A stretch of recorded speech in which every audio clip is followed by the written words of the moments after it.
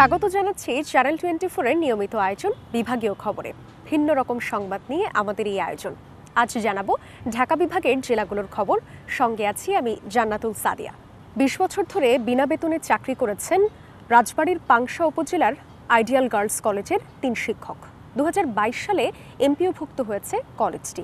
এরপর বাতিল করা হয় তাদের নিয়োগ। অধ্যক্ষের ষড়যন্ত্রের শিকার বলে অভিযোগ এই 3 শিক্ষকের।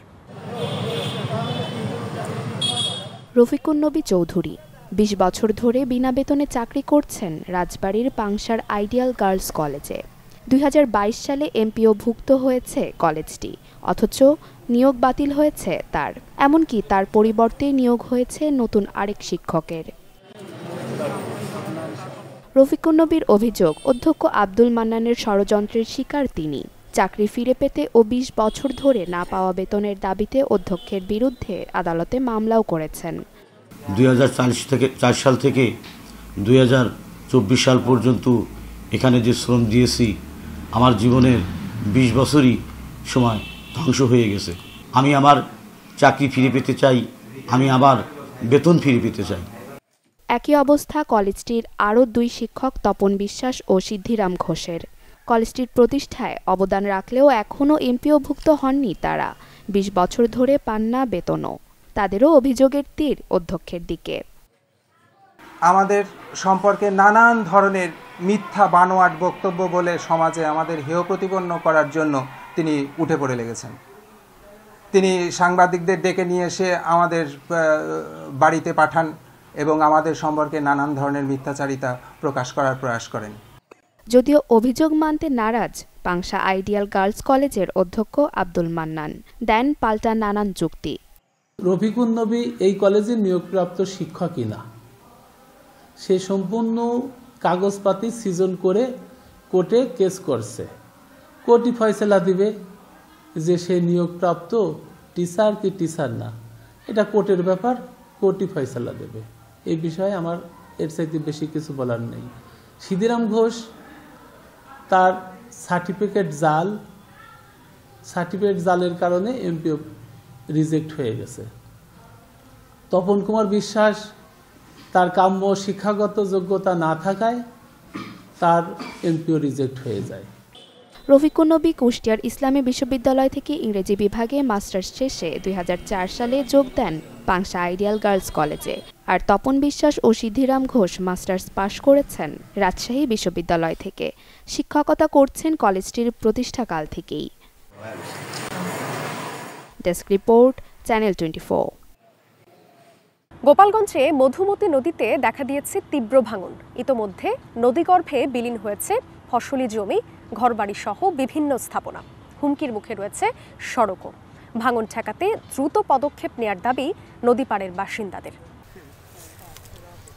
প্রতি বছর পানি বাড়ার সময় নদী ভাঙন হলেও এবছর পানি কমার সময় দেখা দিয়েছে তীব্র ভাঙন। ইতোমধ্যে নদী গর্ভে বিলীন হয়েছে ফসলি জমি, গাছপালা, বসতভিটা। এতে অনেকেই হয়েছেন ভিটে মাটি ছাড়া। নদীপাড়ের বাকি বাসিন্দাদের এখন নির্ঘুম রাত কাটছে, কখন তাদের বাড়িঘরও নদী গর্ভে চলে যাবে। মধুমতি নদীর ভাঙনের সাথে সাথে যেন ভাগ্যেরও পরিবর্তন ঘটছে গোপালগঞ্জ সদর উপজেলার মানিকহার এলাকার বাসিন্দাদের।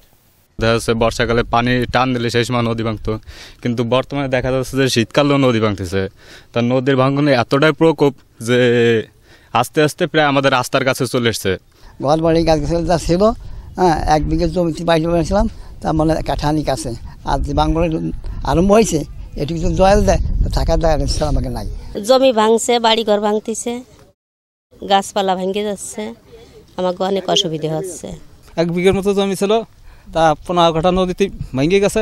5 কাঠা আছে, তাও নদীর ভাঙনের সাইডই 1 জায়গার মধ্যেই আছে। শুধু ফসলি জমি আর ঘরবাড়ি নয়, হুমকির মুখে রয়েছে সড়ক, মসজিদ, কবরস্থান, শ্মশান ঘাট সহ বিভিন্ন স্থাপনা। বিশেষ করে মানিকহার সেতুও রয়েছে হুমকির মুখে। যে কোনো সময় ক্ষতিগ্রস্ত হতে পারে সেতুটি।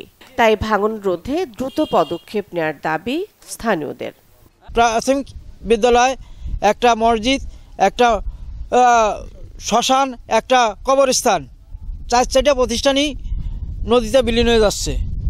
এ বিষয়ে চেয়ারম্যান মেম্বার সবাইকে জানানো হয়েছে, তারা কোনো অবগতি দিচ্ছে না। পানি উন্নয়ন বোর্ড সমস্ত জায়গায় উপজেলা চেয়ারম্যান জেলা চেয়ারম্যান সমস্ত সবার কাছে দাপ্তরিক কাগজপত্র সব আমরা দিছি, কিন্তু আমাদের এই বিষয়টা নিয়ে কেউ কোনোদিন কোনো কার্যক্রম করে নাই। এই জায়গা চেয়ারম্যান মেম্বার সবই আছে, কিন্তু কানে শুয়ে এই কান্দে শোনে ওই কান্দে বাইর করে দেয়। অনেক টাকা পয়সাওয়ালা মানুষও আছে, কিন্তু তারা গুরুত্ব করে না, দেখে না, কিন্তু তাদের কাছে যে প্রকাশ করে না যে এই জায়গায় ভেঙে যাচ্ছে, এরা কিভাবে বসবাস করবে, কি আসবে, তাকে একটাই আমরা সমাধান করে দিই। এই রাস্তাটা যদি বিলীন হয়ে যায় তাহলে আমাদের হাজার হাজার লোক জনপথ চলাচল বন্ধ হয়ে যাবে। অনতি বিলম্বে আমাদের ব্লকের কাজটা যাতে শুরু হয় সেই ব্যবস্থাটা আমাদের অন্তর্ভুক্তকালীন সরকার যাতে করে, তাদের কাছে আমাদের আকুল আবেদন। বরাদ্দ পেলেই নদী রক্ষা বাঁধ নির্মাণ কাজ শুরু করা হবে বলে জানান পানি উন্নয়ন বোর্ডের নির্বাহী প্রকৌশলী। ইতিমধ্যে আমরা মাঠ পর্যায়ে পরিদর্শন করেছি এবং সেখানে আমরা তথ্য উপাত্ত সংগ্রহ করে আমরা সার্ভে করে নকশা প্রণয়ন চলতেছে। আমরা নকশাটা পাওয়ার সাথে সাথেই হয়তো এখানে আমরা বরাদ্দ চাবো, বরাদ্দ পাওয়া গেলে আমরা মাঠ পর্যায়ে কাজ শুরু করব। ভাঙন কবলিত এলাকা চিহ্নিত করে সংশ্লিষ্ট কর্তৃপক্ষ আগে থেকে প্রতিরোধ ব্যবস্থা গ্রহণ করলে ভাঙন এত তীব্রতর হতো না বলে জানান ভুক্তভোগীরা। Desk report, channel 24। শরীয়তপুরের কার্তিকপুরের মাটির তৈরি পণ্য সামগ্রী রপ্তানি হচ্ছে ইউরোপ, আমেরিকা সহ পৃথিবীর বিভিন্ন দেশে। তবে উপকরণের দাম বৃদ্ধি, আধুনিক যন্ত্রপাতি আর প্রশিক্ষণের অভাবে হারিয়ে যেতে বসেছে সম্ভাবনাময় এই শিল্পটি। লোকসানের বোঝা মাথায় নিয়েই এই পেশা ছাড়ছেন অনেকে। শরীয়তপুরের কার্তিকপুরের রূপক পাল ৩৫ বছরেরও বেশি সময় ধরে যুক্ত মাটির তৈরি বিভিন্ন পণ্য সামগ্রীর ব্যবসার সাথে। নিজ কোম্পানি খুলে বাইরের দেশে রপ্তানি করতে পারলেও বর্তমানে শ্রমিক সংকট ও কাঁচামালের দাম বাড়ায় এখন বিপাকে রূপক। আমাদের এই কাজের মাধ্যমে আরও 200-400-500 লোকের কর্মসংস্থান হয়, সেটা থেকে আমরা বঞ্চিত হচ্ছি। শুধু আমাদের এটার জন্য নতুন প্রযুক্তি প্লাস এখানকার যোগাযোগ ব্যবস্থা, আমাদের এখন যোগাযোগ, র মেটেরিয়ালস, এই দুইটারই এখন অনেকটাই আমরা করোনার পর থেকে বিপর্যস্ত অবস্থায় আছি। এই অঞ্চলের 8টি পরিবার এখনও টিকিয়ে রেখেছেন পূর্বপুরুষদের এই পেশা। মৃৎশিল্পীদের হাতে তৈরি হচ্ছে বিভিন্ন সাইজের টেরাকোটা, মুরাল, খেলনাসহ নানা পণ্য। আড়ং, বিবিয়ানা, হিডের মতো দেশীয় প্রতিষ্ঠানের আউটলেটে পণ্য বিক্রির পাশাপাশি যা যাচ্ছে ইউরোপের বিভিন্ন দেশে। কিন্তু শ্রমিক ও কাঁচামাল সংকটে আগের বছরে অন্তত 6 কোটি টাকার পণ্য রপ্তানি করতে পারলেও এখন তা নেমেছে 2 থেকে 2.5 কোটিতে। দেশের বাজারেও বিক্রি নেমেছে অর্ধেকের নিচে। ফলে আর্থিক সংকটের মুখে সম্ভাবনাময় এই শিল্প। এই প্রচেষ্টা যদি আমাদের গ্যাস থাকতো তাইলে আমাদের খরচ অনেক কমে যেত এবং মালের কোয়ালিটি ভালো হইতো। অনেক রকমের মালই তৈরি হয়, যেমন ফুলদানি, কলমদানি, মোমদানি, বরফি, ঘটি। বড় ছেলে আজ 25 বছর ধরে এই কাজ শিক্ষা এই পটারি কাজ করতেছি আমরা। পারিশ্রমিক যেরকম প্রোটেকশনের হিসাবে যতটি দিতে পারি ওই হিসাবে পয়সা পাই। ইউরোপে, Australia, Canada, America, Italy, Japan, America প্রত্যেকটা রাষ্ট্রে যায় আমাদের। অনুন্নত যোগাযোগ ব্যবস্থা ও নিজস্ব প্ল্যাটফর্ম না থাকায় রপ্তানির জন্য নির্ভর করতে হয় বেসরকারি নানা সংস্থার উপর। রয়েছে আধুনিক যন্ত্রপাতি ও প্রশিক্ষণের অভাব। ওয়ার্ল্ডের সাথে আমরা আমাদের যে ডিজাইন আছে এই ডিজাইনগুলো ওদের সাথে আমরা কিন্তু টেক্কা দিয়ে চলছি। ওদের সাথে যে টেক্কা দিয়ে চলছি আমাদের কিন্তু কোনো প্রযুক্তি নেই, আমরা কিন্তু সনাতনী পদ্ধতির উপরই আছি। কারণ আমাদের এটা যদি ডেভেলপ করতে যাই তাহলে আমাদের বিদেশ ট্রেনিং দরকার, সরকারের সহায়তা দরকার। আর এইটা যদি আপনি ইন্ডাস্ট্রিয়াল লাইনে যদি আপনি না যান তাহলে এই ব্যবসাটা অর্থাৎ এই হ্যান্ডিক্রাফটসের এটা হারিয়ে যাবে, একদিন বিলুপ্তের পথে চলে যাবে। অর্থনৈতিক উন্নয়নে বৈদেশিক মুদ্রা অর্জনের এই খাতকে টিকিয়ে রাখতে সরকারি পৃষ্ঠপোষকতা চাইছেন সংশ্লিষ্টরা। নইলে অচিরেই হারিয়ে যাবে ঐতিহ্যবাহী এই শখের মৃৎশিল্প। শিল্পীর নিপুণ হাতে তৈরি এ সকল পণ্য সামগ্রী চলে যাবে দেশ বিদেশের বিভিন্ন বিপণী বিতানে। সরকারিভাবে এখনই পৃষ্ঠপোষকতা না করা হলে সেই দিন বেশি দূরে নয়, হয়তো খুঁজে পাওয়া যাবে না একজন মৃৎশিল্পীকেও।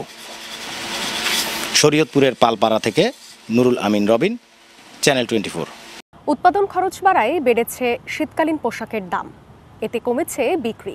তাই তো দুশ্চিন্তায় পড়েছেন মুন্সিগঞ্জের রেডিমেড পোশাক পল্লীর কয়েকশো ক্ষুদ্র কারখানার তরুণ উদ্যোক্তারা। মুন্সিগঞ্জ সদরের সিপাহীপাড়ার রামপাল ও শাখারীবাজার সহ ভট্টাচার্যের বাগ এলাকার বিভিন্ন গ্রামের প্রতিটি বাড়ি এখন তরুণ উদ্যোক্তাদের গড়ে তোলা এক একটি ক্ষুদ্র পোশাক কারখানা। এসব কারখানায় তৈরি হচ্ছে শিশুদের বাহারি শীতের পোশাক। বিভিন্ন ডিজাইনের নান্দনিক এসব পোশাক তৈরিতে যে কারিগররা দিনরাত পরিশ্রম করেন তাদের দৈনিক মজুরি মাত্র 500 থেকে 600 টাকা। এতে সংসার চালাতে হিমশিম খেতে হচ্ছে নিম্ন আয়ের এসব পোশাক শ্রমিকদের।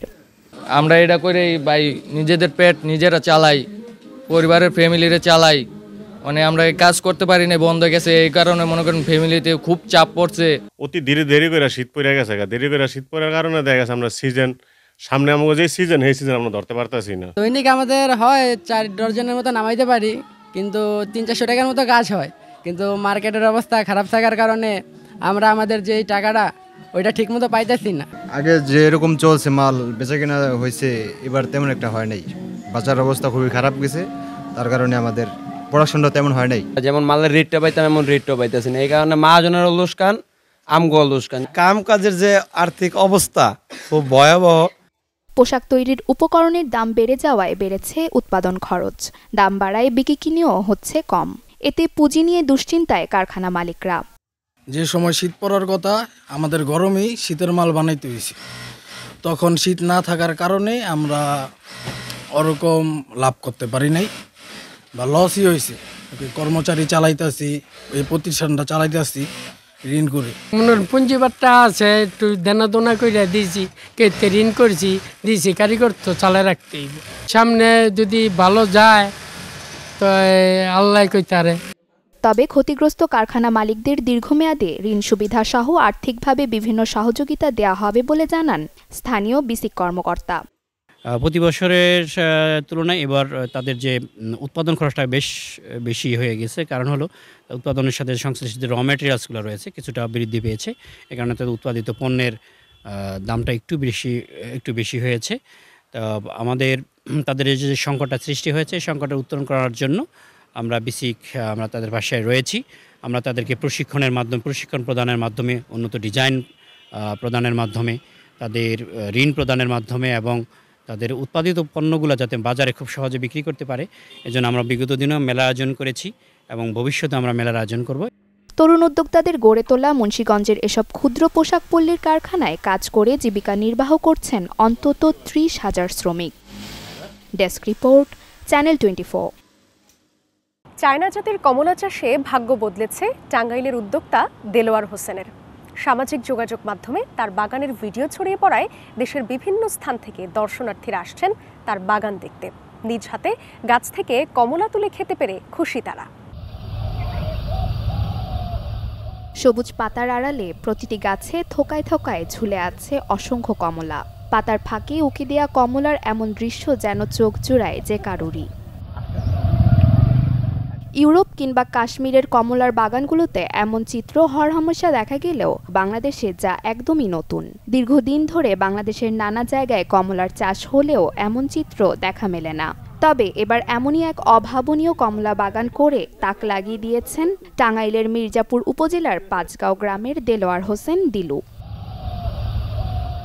2019 সালে মাত্র 1 একর জমিতে অল্প পরিসরে চায়না কমলা গাছের চারা রোপণ করেন তিনি। এরপরই করোনাকালীন সময়ে ব্যবসার কিছুটা ক্ষতি হয়। পরে স্থানীয় কৃষি বিভাগের পরামর্শ ও সঠিক পরিচর্যায় 2022 সালে চায়না কমলার ভালো ফলন পেতে শুরু করেন দিলু। আর এখন চায়না কমলা দিয়ে ব্যাপক সাফল্যের মুখ দেখছেন এই উদ্যোক্তা। নিজের নামে কমলার বাগানের নাম দিয়েছেন দিলু অ্যাগ্রো ফার্ম। 2022 সাল থেকে আমি প্রথম এই কমলাটা বিক্রি শুরু করি। প্রথম বছরের মতো বাণিজ্যিকভাবে। 21 সালেও কিছু ফল আসে, কিন্তু ওটা অতটুকু না, গাছগুলো ছিল ছোট। তো 22 সালে আলহামদুলিল্লাহ আমি এখান থেকে 1,50,000-এর উপরে আর কি বিক্রি করা হয়। আর গত বছর আমার বিক্রি ছিল প্রায় 2,60,000 টাকার মতো। যারা যুবক আছেন তাদের প্রতি আহ্বান থাকবে এইটাই যে আপনারা বেকার না থেকে 5 লাখ 10 লাখ টাকা দিয়ে বিদেশ না যেয়ে নিজে প্রথমে অল্প পরিসরে নিজের পরিশ্রমটাকে এখানে বিনিয়োগ হিসাবে রাখেন এবং কি দেখবেন আপনি ইনশাল্লাহ 2 থেকে 3 বছর পরে এরকম আমার মতো ইনশাল্লাহ এরকম আরো আমার থেকেও ভালো করতে পারবেন। আশেপাশের জেলা উপজেলা থেকে কমলা বাগান দেখতে ভিড় করছেন দর্শনার্থীরা। বাগান দেখে উদ্যোক্তা হওয়ার আগ্রহ প্রকাশ করছেন কেউ কেউ। অনেক পরিশ্রম করে আজকে সফল হয়েছে, দূর দূরান্ত থেকে অনেক মানুষজন আসতেছে তার বাগানে দেখতে, ফল নিতে। ফলগুলা হচ্ছে চায়না ফল, কাশ্মীরে হয়। প্রথমে বিশ্বাস হইতেছিল না যে আমাদের মাটিতে এরকম ফলন হবে। চাকরির পিছনে না দৌড়ে এরকম যদি আপনার উদ্যোগ নেওয়া যায় তাহলে দেখা যাচ্ছে সকলেই আর্থিকভাবে স্বাবলম্বী হওয়া সম্ভব। আমি মানুষকে উৎসাহিত করবো যে যাদের পরিত্যক্ত জায়গা জমি আছে সেগুলো করতে পারে। ইনশাল্লাহ আমরা এটা করার চেষ্টা করব। কমলা চাষে কৃষকদের উদ্বুদ্ধ করতে কৃষি বিভাগের পক্ষ থেকে সব ধরনের পরামর্শ দেয়া হচ্ছে। দেলোয়ার হোসেনের মতো আরও বিভিন্ন যারা বাণিজ্যিক কৃষক আছে তাদের দেখা দেখি আরও অনেকেই কিন্তু এই মালটা কমলা চাষে উদ্বুদ্ধ হচ্ছে এবং আমরা কৃষি সম্প্রসারণ অধিদপ্তরের পক্ষ থেকে তাদেরকে সর্বাত্মক সহযোগিতা পরামর্শ প্রদান করছি। চায়না কমলা চাষে প্রতি বছর প্রায় 4 লাখ টাকা আয় করেন দিলু। Desk report, channel 24। এই ছিল আজকের বিভাগীয় খবরে। আগামীকাল নতুন স্বাদ ও ভিন্ন গল্পে আবারও হাজির হব, সাথেই থাকবেন।